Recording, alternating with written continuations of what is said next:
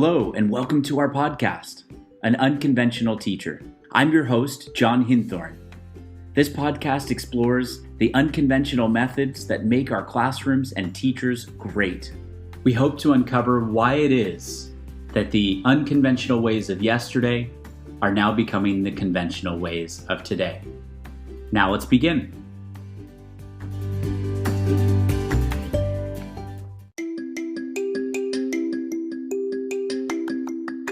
Okay, welcome to an interview with Kim Sorenson. Most of you probably don't know Kim Sorenson, but you should. Kim is absolutely wonderful. I got a chance to work with Kim for 3 years, and she inspired not only me, but all of her students, every single one of them that walked in front of her.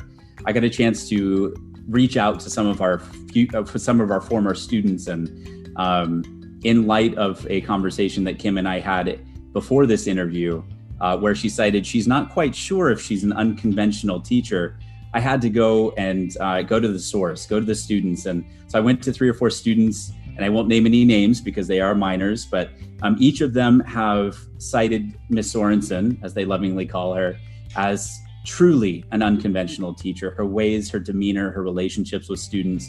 And I'm so excited to have you here, Kim. Welcome to the show. Welcome to An Unconventional Teacher. I'm going to have you introduce yourself because you can do way better than I just did. And then we'll get to our 3 questions. We're so excited you're here. Welcome, Kim. Thank you so much. That's a very lovely introduction.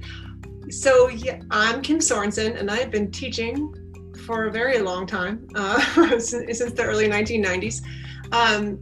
And I've taught at 3 schools throughout my career. One was in Eastside San Jose in a fairly urban school district, Berryessa Union School District. I taught at Piedmont Middle, and it was a wonderful experience where I taught English and drama, and had an amazing supportive group of people help me become a teacher. And really, I was just so fortunate in that everybody at that school was genuinely interested in seeing me grow as a professional. And I had wonderful students and just a great many opportunities. And I taught there for 7 years. And at that point, I think I really discovered who I was as a teacher. But then I took 7 years off to have my daughter, and then returned to teaching. And I actually had thought I was retired. I thought at that point I wasn't ever coming back to teaching, but I changed my mind, and I got a job in Gilroy, and I taught in an intervention program there. My students were mostly, they were in pretty serious legal and educational trouble, and it was a structured school situation where they had a scripted program that I was supposed to do, and I learned very quickly that scripted was not for me. I thought I could do it. I thought I could make it work for myself, but I found myself feeling so frustrated because I couldn't reach the kids the way I wanted to reach and stick with the script and the schedule that was set forth. So I left there and went to Charter School Morgan Hill, which is a PBL-based school. And I've been there now 12 years, and it's, I think, the home, my educational home. I absolutely love it there. And I'm very fortunate. I have wonderful students, wonderful colleagues. We still miss you though. I miss being there. Truly, absolutely miss being there. Shout out to the Charter School of Morgan Hill. It's in Morgan Hill, just south of San Jose, California, if you're listening and not from California. And I want to go back and just cite that PBL, if you're not sure of what that is, it's project-based learning. So the charter school that we got to work at together and Kim still works at is a project-based learning school, and truly so. One of the first in the area.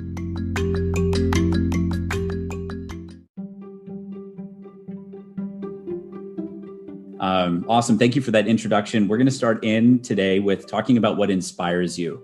So what inspires you, Kim Sorenson, to be a teacher? So I didn't think I was going to be a teacher. I had a really difficult, what you I guess call troubled childhood. It was my family was rife with alcoholism, drug addiction, violence. It was really common to have the police at my house. I was a fairly troubled kid, but school was my refuge. It was, the teachers were supportive of me and kind, and there was books there. And I absolutely loved books as a kid, and I liked learning, and it was a much safer place than it was at home. I wasn't a particularly good student until high school. Actually, in middle school, I was dismal. But teachers reached out to me, and they were kind to me, and they were encouraging to me, and their words really resonated and stuck and echoed with me, and they changed my life. And so I thought to myself that I would go back and I would teach for a few years before I started my Master's in Fine Arts program. And I would teach for just a few years and pay back that psychic debt, if you will. But along the way, I really just fell in love with it. What inspires me to teach still is that teachers reached out and they changed my life, and I want to do the same. But I read a book once called Among School Children by Tracy Kidder, and in it he uses this metaphor of a child's life or a person's life is like a stream. It has a course. And we as teachers have handfuls of pebbles, and we throw our pebbles into their stream. And if you throw enough pebbles, it's like one pebble is obviously not going to change the course of a stream, but if I throw enough pebbles in, you could, and you can even get the banks to overflow. I think a lot about that. That's something that has always stuck with me, in that the teachers who changed my life did not see that change in me. They didn't see the results of their words. In that moment, it didn't happen. It wasn't like the light bulb went off and all of a sudden I transformed. It wasn't a Disney movie. So the teachers didn't even know, but they did change my life. So I like to think about that metaphor a lot. I strive to keep throwing my pebbles in again and again and again, and I hope that it's enough. The second question that I want to ask all my interviewees is related to our theme of this podcast and this movement or this group of teachers that we're trying to get together. And really, I have to say teachers and parents. And I want to bring that discussion in with you because I know you're a parent of a wonderful, wonderful now sophomore, junior in college. But nonetheless, can you let us know what makes you strive every day to be an unconventional teacher? Well, I'm going to say, like, as you said, I don't really consider myself unconventional, but I can see why someone might. But for me, I think of myself actually as fairly old school, and that I focus really hard on what other people would think of as old school things. You know, we read, we write, we talk. I still teach grammar, although in context. So I think of myself as more old school than unconventional, but I'm willing to try new things anytime at the drop of a hat. And because number one, I like change and I really enjoy a challenge. I really enjoy discovery. It's the thrill of something new, something fun. So for example, each quarter, my students set a goal for themselves and it's part of their grade. It's 10% of their grade if they reach this goal. And the goal is usually something like, I'm going to read this book that's out of a little bit higher than their grade level, or I'm going to try this genre. I'm going to go back and re-edit all of last quarter's papers for this mistake that I keep seeming to make. Something along those lines. They set a goal for me. And I do that so that number one, I can model that behavior, like how to have a goal, how to break it down into steps, what to do if you run into problems, and then how to reflect when it's all over. I do it for that, and I also do it because it makes it fun and interesting for them. They really enjoy bossing me around and having control. There's nothing an adolescent likes better than to control something. I don't know what you're talking about. A middle schooler wanting to control something? No way. Yeah. So like I've had really interesting goals that they've set for me. Like I had to write a parody of the Magic School Bus, and it had to be about them, and I had to illustrate it. And so they tend to choose things that are so fairly difficult for me. They look at what my weaknesses are and they try to find things that are going to be really hard for me. I think because they like to torment me, but it's again, that control thing. And it's fun to see me like have to struggle because, you know, I get to watch them struggle. So it seems fair. I had to write a horror story because I'm a poet and they felt that was like a stretch. Last year I wrote a rap song and had to make a rap video, a music video. And I had to write 72 of them all 72 of them a personal letter. Wow. So they love that. But each of these tasks that they've set forth for me were difficult and they were overwhelming, and I went through it. But in the end, I learned a lot from each of them, but they were so fun, like to do something different once a quarter, to do something outside my box all the time, to use that terrible cliche. But it's fun to do something unconventional, do something outside. It's exciting. So I guess I strive to be unconventional because it's fun. I love it. So you just proved yourself wrong.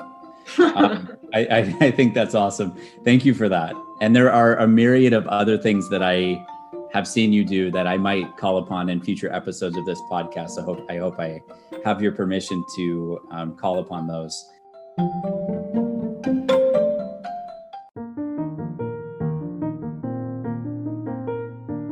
Looking at our last question, can you give us one story that illustrates when taking those risks has benefited you and or your students and or your class?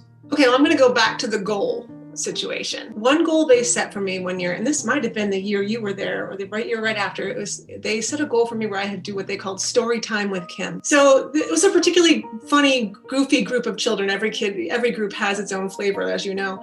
And this group was very funny, but they set I like to talk, teacher. And so I occasionally would drop in little stories about my life inside of a lesson, which everyone is inclined to do. But I had a pretty interesting life, and they decided they wanted to have a story time with Kim hour. And they wanted the whole period for me just to tell them stories and about me. And I think partially because they wanted a kickback day, sit there and hang out and do nothing for a period. That sounded fun, and just listen. Also because I think that they wanted to know me better, and that they were kind of curious. So I wrote an outline and I came up with a theme, and I told personal stories for the 50 minutes. And I was terrified. It was so funny because I'm not normally afraid to speak in front of a group under any circumstances. I have lots of theater experience. I'm comfortable doing that. And I'm a teacher, right? But I was just shaking inside. It was very frightening to be real with them in that way. I always strive to be real, but this was a raw kind of really like putting myself out there, showing who I have been and who I am and who I hope to be. And it was terrifying. And so I'm standing there and I'm telling the stories. And one of my students, who's now an adult, so I can even use his name, Jacob, was sitting in the chair, and he's all sprawled across this chair the way he did. And he just sat there with this look upon his face. And I thought to myself, oh no, I'm boring them. And my heart is thudding, but I'm going through, I'm going to carry on. I'm doing it. And I get through the whole thing, and the bell rings and I excuse them, and Jacob gets up to go. And I said, hey man, I'm really sorry that I bored you. I know it wasn't the most exciting day. And he looked at me startled. And I suppose you'd have to really understand Jacob, but he looked at me startled and he said, oh no, it was awesome. I really loved it. And it was such a shock because he wasn't a child who ever said anything positive to anyone. Wow. And so I knew he really meant it, and I could tell from his face he really meant it. And then afterwards, like that group of kids and I were so bonded from that experience. And I was even afterwards, I was afraid of hearing complaints from parents, like you put yourself out there, you tell some personal things. Mm-hmm. I did get, and the next day I opened up my email and it says story time is the name of the thing. And I was like, oh no. And my heart was thudding again, and I opened it up, and it was some parent talking about how their daughter couldn't stop talking about story time, and how for her, it just really relieved her mind. Her daughter was relieved by my story because I talked about how my path had changed, and I thought it was going to be one thing and it was another, and how happy I am that I ended up where I was.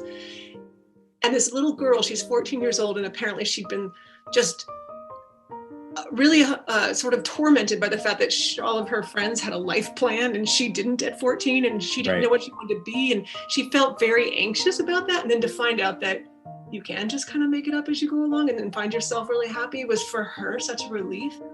The places you impact them is never where you think you're going to impact them. So the risk was super worth it. I was terrified, but I learned a couple things from that. I obviously had those kinds of lessons reinforced. I seem to learn the same things over and over again as a teacher, but I also learned how powerful storytelling really can be, and how even in 8th grade, they hunger for that and they want it and they love it. And sometimes I think we think that they're too old for that kind of thing, but they really aren't. Well, we're going to let that resonate.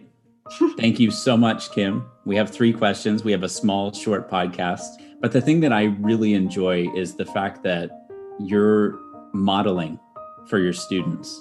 You are actually going out and doing a goal when you ask them to do a goal.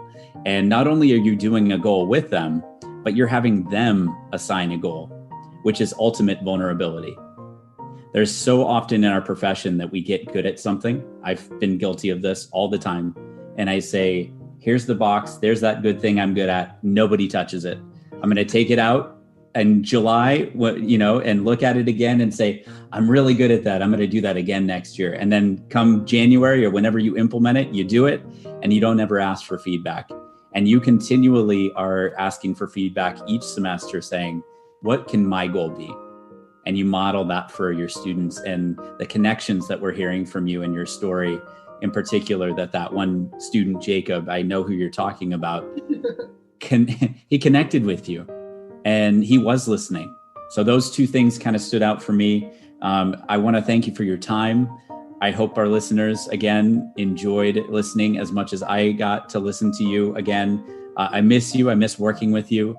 And it was so fun to reconnect with some of our students in preparation for this episode. So enjoy your holidays. I hope your Thanksgiving was great, and be well. Thank you, Kim. Thank you so much, Jon.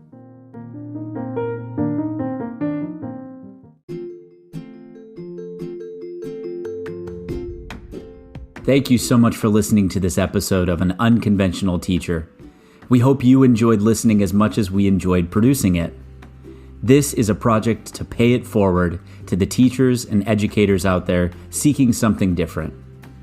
If you are or have someone in your world that is an unconventional teacher, please send their name to anunconventionalteacher@gmail.com and we can work to get them on this show. Also, please join us on Instagram and Twitter at An Unconventional Teacher and be a part of our growing movement to embrace the different. As I tell each and every one of my classes I teach at the end of our time together, vive como si fuera su último día. Live like it were your last day. Have a great day, and we'll see you next time.